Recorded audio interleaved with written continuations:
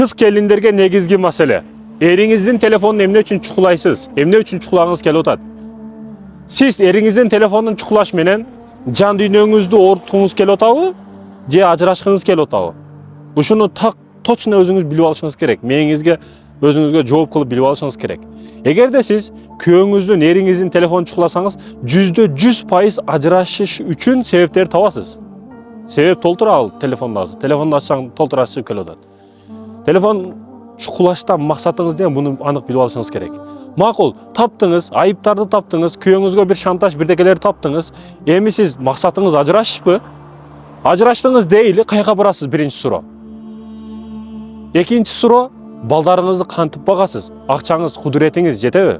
Каяка барасыз? Кандай тарбия бересиз? Кайсыл чөйрөдө, кайсыл коомдо ажырашкан кыз келиндерге кандай көз карашта болушкан? Кайсы коомдо жакшы көз карашта болот? Эч кайсы. Ошондуктан кенен ойлонушуңуз керек, кенен ой жүгүртүшүңүз керек. Ажырашып береке таппайсыз, кедей болосуз, рызкыңызды кысасыз.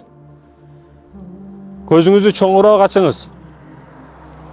Урматтуу эже карындашым, ажырашууга ар дайым убакыт табылат. Ошондуктан да күйөөңүздүн телефонун чукулаш арам. Эгерде аял киши болсоңуз күйөөңүздүкү арам, эркек болсоң аялыңдын телефонун чукулаш арам болуп эсептелет. Телефон жеке нерсе. Телефонун бири-бириңерге чукулап, чукушуп кетпегиле.